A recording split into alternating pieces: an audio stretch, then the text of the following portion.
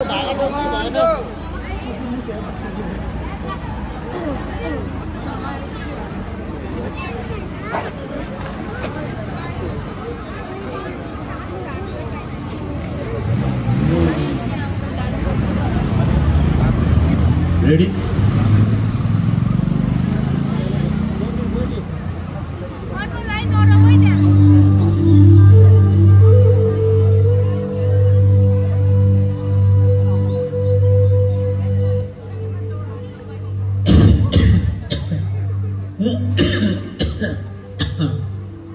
हेर छोरा, अब मेरो सहारा भनेकै त होस्।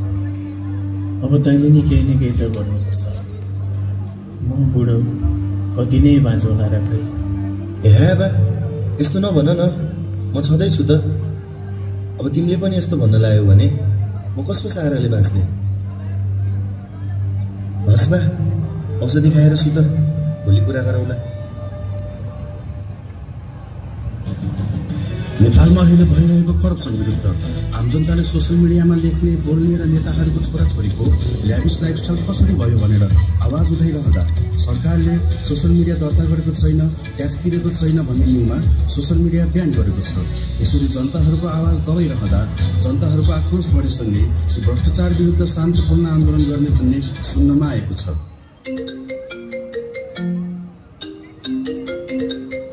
हेलो हेलो, ओए सुन्न यार, अब त यिनीहरूले हाम्रो बोल्ने आवाज पनि बन्द गरिदियो यार। यही त नि यार, मैले त भर्खरै समाचार सुन्दै थिएँ। के हो होइन, अब त अति भयो, हामी त उठ्नै पर्छ यार। अब त पर्छ यार, उठ्नुपर्छ। भोलि भेला ल भोलि 4 भेटौँ न त। ल सबै केटाहरूलाई त्यहीँ भेला। ल हुन्छ ल हुन्छ ल। अर्को दिन बा ओ बा, यो म प्रोटेस्टमा जान लाग्यो है। होइन, तल प्रोटेस्टमा चाहिँ किन जानु पर्यो नि? मार्छन् त्यहाँ। हे, के गर्दैनन् कि? हेर, स्कुल ड्रेसमा जान लागेको, पुलिसले पनि केही गर्न पाउँदैन रे। ल बा, म गएँ है। भरे बेलुकासम्म आउँछु के? सुन साथीहरू, यहाँ सरकारवालाहरूले हाम्रो मुख टाल्ने काम भइरहेछ। अब हामी नउठेको उच्च। र साथीहरू, हाम्रो आजको आन्दोलन चाहिँ एकदमै शान्तिपूर्ण गर्नुपर्छ है। र हाम्रो सुरु चाहिँ प्रशासन चोकबाट हुनेछ। त्यसैले कसैले त्यहाँ ढुङ्गा मुरा गर्ने, ढुङ्गा हान्ने काम चाहिँ नगर्नुहोस् है त। ल आज पुरै हेर्नुपर्छ है साथीहरू। ल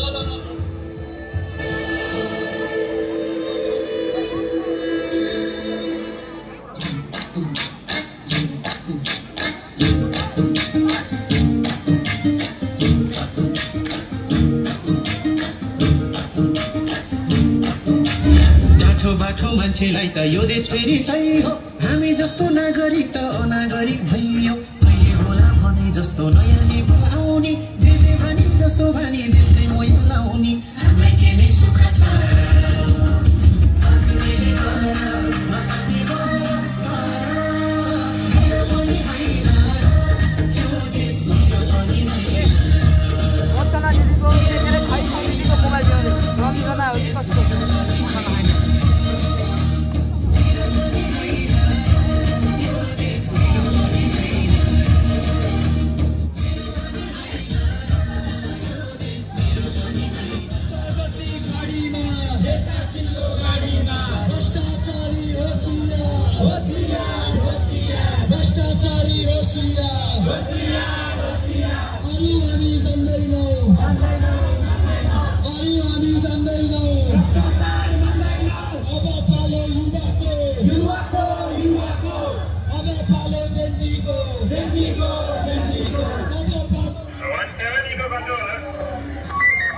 आन्दोलनकारीहरूले दबाब दिन थालेन भने रबर बुलेट युज गर्नु र आफू सुरक्षित हुनु।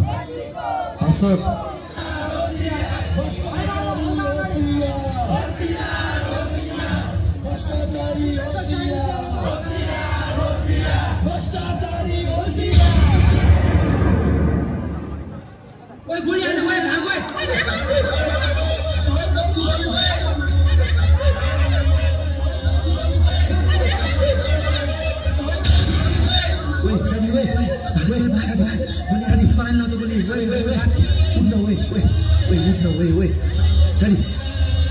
ओइ उठ न ओइ ओइ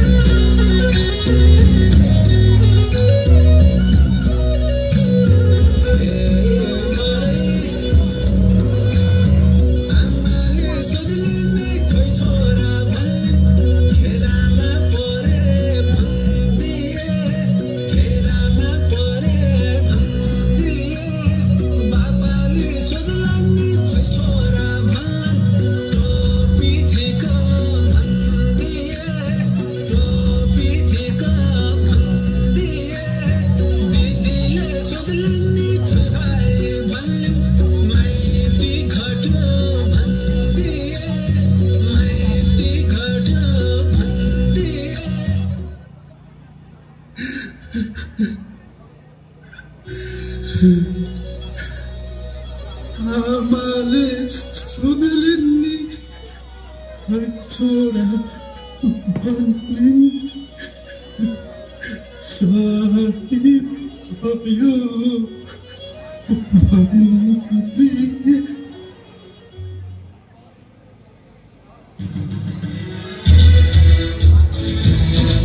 जेन्जी प्रोटेस्टमा शहीद हुनुभएका सबैजना शहीदहरूको लागि आज बेलुका 6 बजे बागको शालिगमा जेन्जी ग्रुपले श्रद्धाञ्जली कार्यक्रम राख्ने भएका छन्। कृपया सबैजना उपस्थित भइदिनु होला र शहीदहरूको आत्माको चिर शान्तिको लागि कामना गरिदिनु होला।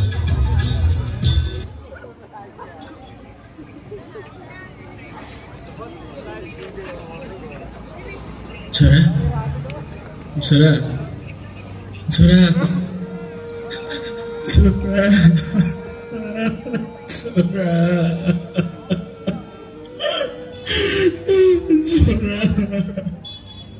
छोरा उठ्न छोरा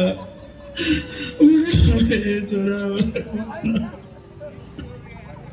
दियो झैँ तिमी उज्यालो छरेर बा आमा रोए नि आफ्नो सहारा जानेर ठुलो मान्छे बन्नु है भन्थे तिमी अमर भयो नि निस्वार्थ लडाई लडेर। फेरि यो वज्रपात कसैमा नपरोस् है कसैको सहारा आगोमा डढाउनु नपरोस् है। एउटै बिन्ती कि सुन्छौ सब खड्गरामा न्याय पाइन्छ कि अब